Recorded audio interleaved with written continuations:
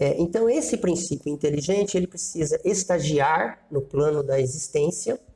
E quando nós estamos falando da existência desse universo que nós conhecemos, que é um universo atômico, então e tudo acaba não, ou melhor dizendo, tudo não deixa de ser matéria. Sim. Tudo não deixa de ser matéria, mesmo nos planos mais sutis de existências. Existe ainda a matéria, porque nós estamos num universo, então, atômico, né? Nessa dimensão. Então, esse princípio inteligente, ele vai estagiando, né?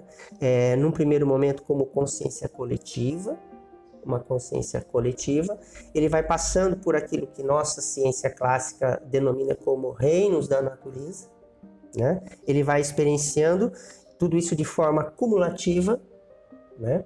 Até que chega um determinado momento em que essa consciência ela já está madura o suficiente, porque até então ela veio trazida pelo fluxo evolutivo, né? Ela veio trazida pela própria evolução. Nesse momento, então, que ela já está madura o suficiente, ela vai se individualizar, essa consciência se individualiza, passa a ser dotada de razão, porque também construiu essa razão ao longo dessas experiências todas, vai desenvolver um pensamento continuado e a inteligência. Dali para frente, ela está apta a sentir o influxo de uma lei, que é a lei do livre-arbítrio. Então, dali para frente, essa consciência que até então veio evoluindo de forma praticamente emulada, impulsionada, ela vai caminhar, digamos assim, com as próprias pernas, dali para frente. E o livre-arbítrio vai oferecer, porque ela vai poder escolher. Né? O livre-arbítrio significa direito de escolha, livre escolha. E aí começa a ter também outras questões que até então não eram próprias da experiência pelo qual o princípio ativo estava passando, mas no momento que ele se individualiza, ele vai passar por outras experiências próprias dessa faixa evolutiva. Por exemplo, a consequência de suas escolhas. E aí entra todo o drama humano que nós conhecemos, né? Dor, sofrimento. É o momento que nós estamos. Exato. Né? E aí, por esse livre-arbítrio, né?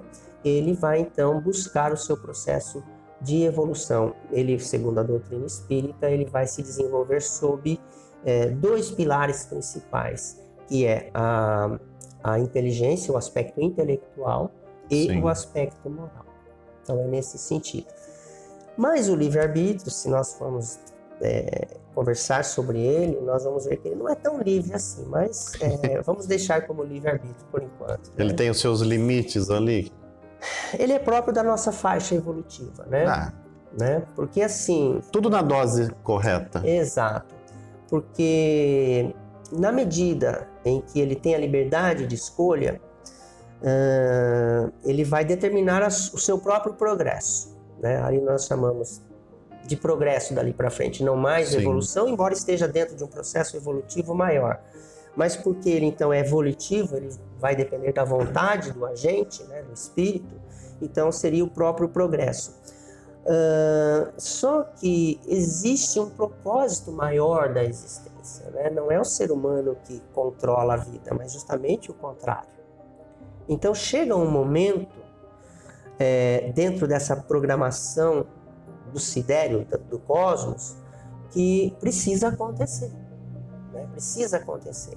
E se esse espírito, então, ele não, por si próprio, ele não vai realizar aquilo, ele é como que se retirasse dele os efeitos da lei do livre-arbítrio e ele também fosse, de alguma maneira, convidado a provocar esse seu próprio progresso. Talvez não mais naquele mesmo plano de experiência.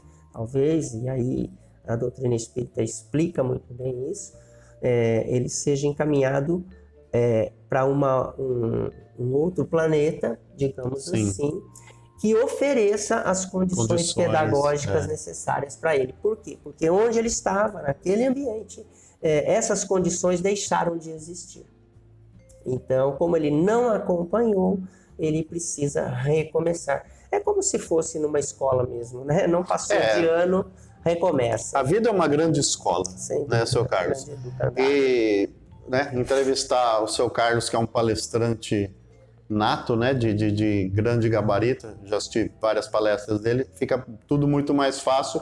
Ele já me deu a deixa aqui para a próxima pergunta, que eu já ia perguntar sobre vida em outros planetas, seja nesse nosso plano dimensional ou em outro. Como que o Espiritismo traz esse tema aí para a gente? Como que ele aborda?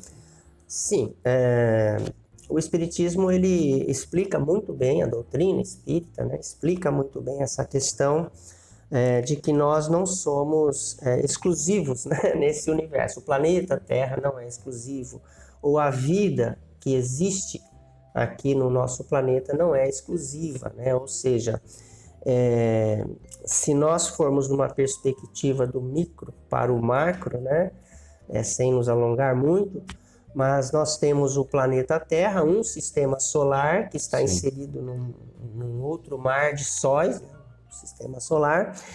Esse mar de sóis está apenas num braço, né, da nossa galáxia, que é uma espiral, o braço de Órion. Nós estamos, portanto, dentro dessa galáxia, que existem, segundo a ciência, né, talvez bilhões de outros sóis como o nosso, né, com seus planetas, com suas órbitas, gravidade e tudo mais, né?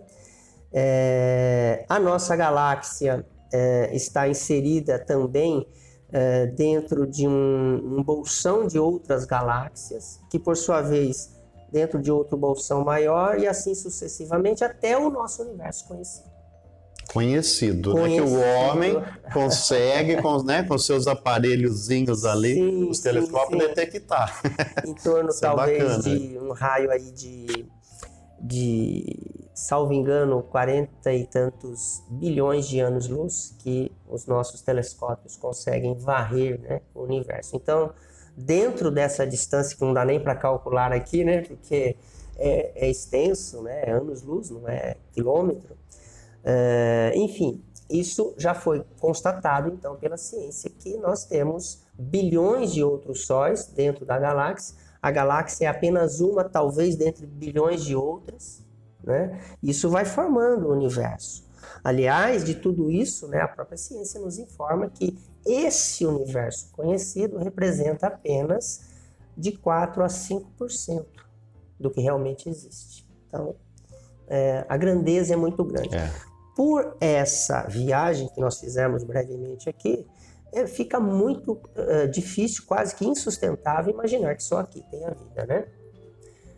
A própria doutrina refere a humanidades, então no plural.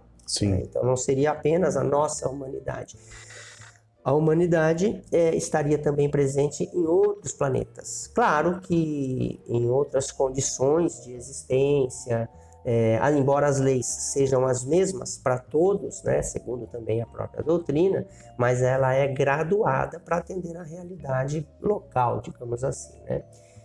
Até porque os níveis vibracionais são outros e tudo mais, né? Nós temos dentro da doutrina espírita relatos, obras, né, nesse sentido, de espíritos, por exemplo, que vieram do sistema de Capela, que vieram para cá. Que tem até um livro, né? Um livro, Exilados de Capela. Capela é um sistema que engloba lá outras estrelas, né? Então, você vê o deslocamento. Mas tudo isso por questão da experiência que o espírito precisa adquirir e servir, né, dentro dessa obra de Deus que é a criação. De uma definição que está lá no ensinamento védico a respeito do propósito da vida, né? Do propósito da vida. O que é a vida, né? Para que serve a vida? Qual é o propósito da vida? E aí é dito lá que o propósito maior da vida nós aprendemos a amar e nos relacionarmos com esse oceano de inteligência suprema. Maravilha, então, né? Nós precisamos, hoje, como seres humanos, né? Sim. Precisamos, então, aprender a amar, e aí amar não é sentimentos, é uma outra questão, né? Aprendermos a amar e nos relacionarmos com essa inteligência magnânima, suprema, que a tudo preside, a tudo fundamenta, a tudo sustenta, né? Muito nesse legal. sentido. Tá vendo, pessoal? Que viagem gostosa. E, seu Carlos, o senhor falou que é um pesquisador dentro da doutrina. Quais relações existem com a ciência? Doutrina espírita, ciência, essa ciência que nós temos, né, nos dias de hoje. Uhum. Como que elas se entrelaçam? Como que ocorre essa relação? Pois é, Marcelo, aqui no Brasil, o Espiritismo ele acabou assumindo uma perspectiva de religião, né? Em essência, o Espiritismo, quando nós falamos Espiritismo, nós não estamos falando, né, que Kardec desenvolveu o Espiritismo, Allan Kardec, né, o professor. Não é nesse sentido. Quando nós falamos doutrina espírita, nós estamos nos referindo a um conhecimento que os próprios espíritos trouxeram para a humanidade. Quando nós falamos espíritos trouxeram, nós estamos falando de seres inteligentes como nós, desencarnados, sem, portanto, o corpo físico, e que se domiciliam num plano, numa outra esfera evolutiva, né, que não deixa de ser uma plataforma espiritual. Então eles nos trouxeram, através, né, desses ensinamentos, fragmentos, né, porque não trouxeram toda a verdade. Primeiro porque nem eles, né, muitos deles não têm esse conhecimento da verdade integral. Não é porque, aliás, até os mentores da espiritualidade, eles nos informam sobre isso, né? O túmulo não santifica ninguém, né? Não santifica ninguém. Então não é porque morreu que se torna santo ou que se torna um profundo conhecedor das verdades supremas, né? Sim. Não é nesse sentido. Ou seja, nós chegamos do lado de lá da mesma forma como estamos aqui. Como partimos, né? Exatamente. E aí fica difícil até para se conceber, né? Porque nós carregamos o psiquismo, né? O psiquismo não é inerente à matéria, o psiquismo é inerente ao espírito. Sim. Então o psiquismo, ele acompanha, né? Ele é próprio do espírito, tanto encarnado como desencarnado. Então esses espíritos que já têm uma evolução maior que a nossa, que foram convidados, que foram presididos como uma programação desses engenheiros cósmicos, né? Digamos assim, no tempo e no espaço, eles vieram e nos trouxeram essas verdades de forma concentrada, né? E aí o professor Rivaio, né? O Allan Kardec, que é um pseudônimo que foi atribuído a ele não se atribuiu, foi sugerido pela própria espiritualidade, porque teria sido, segundo consta, um nome de uma personalidade que ele teria vivido como um druida. Verdade, né? Então ele já aliás, a própria história de Allan Kardec é interessante. Ela começa de 3.000 anos, esse projeto que culminou ali em França, na metade do século XIX, né? Então há toda uma preparação, por isso que nada é um passe de mágica, tudo é construção, né? E aí, esses espíritos, então, trouxeram algumas pequenas verdades para nós, né?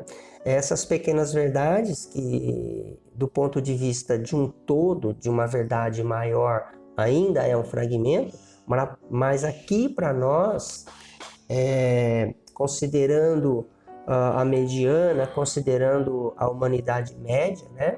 O desenvolvimento médio da humanidade, são grandes verdades. São grandes verdades potencialmente aptas a abrir janelas imensuráveis na eternidade para o espírito, né? Ou seja, para dar aquele salto necessário, né? Não um salto quântico, porque a natureza não permite que se evolua por saltos, né? Nós temos que evoluir gradativamente. Respeitando cada estágio, cada fase. Perfeito, exatamente. Não existe mágica, não existe, enfim, algo sobrenatural que tire uma determinada consciência de um estágio e a leve para outro sem que ela tenha construído, né, esse caminho, enfim, né? Não há privilégios, né? Deus é tão imparcial que não há privilégios, né? Bem, e aí então eles nos trouxeram essas verdades, por exemplo, como reencarnação, como pluralidade dos mundos que nós falamos, como a imortalidade do espírito, né? Mas assim, não trouxeram algo como novo, né? Porque isso está presente na própria construção da existência. Né? A reencarnação, por exemplo, só para fazer aqui um adendo, pensa-se que é o Espiritismo que trouxe a ideia da reencarnação. Mas a reencarnação está presente desde os primeiros tempos da humanidade. Se nós formos buscar nessas filosofias mais antigas, e a base de tudo está na Índia, não tem como, né? Exato. Sairmos disso. Se nós pegarmos os escritos védicos, que estão aí, talvez, segundo algumas informações, desde 5.000 anos presentes, né, no planeta, isso como conhecimento é escrito, né? E até poderíamos falar um pouco mais sobre isso também, mas só para fazer um parêntese, a escrita, né, de acordo com essas filosofias, quando o homem passa a escrever, que representa, né, uma evolução, que poderia representar uma evolução, mas de um ponto de vista muito maior, muito mais abrangente, na verdade significa uma involução. A própria palavra representa uma involução. Porque, em essência, nós não precisamos de palavra e nem de escrever. O Espírito, né, como soberano, ele conversa de uma forma, digamos assim, telepática. Isso, é isso que eu estava imaginando. Pelo pensamento. Isso. Aliás, nem emite pensamento em alguns momentos, né, da evolução. Não precisa, porque é uma questão de sentir. É uma questão de sentir. É o um com o todo. Mas isso é muito profundo e precisaria de um tempo maior para a gente sentir falar. Tem que estar nessa conexão, né? Ou não? Sim, você precisa... É aquela ideia, porque quando nós estamos aqui encarnados, né, no plano físico, é como se nós estivéssemos aprisionados pela matéria. Sim. E quando nós falamos matéria, também precisamos enlarguecer um pouco o conceito, nós estamos falando de energia também, né? De energia condensada. Porque a própria ciência, inclusive, já vem demonstrando que tudo que há no universo é energia, né? E o que nós chamamos de matéria é apenas uma condensação dessa energia.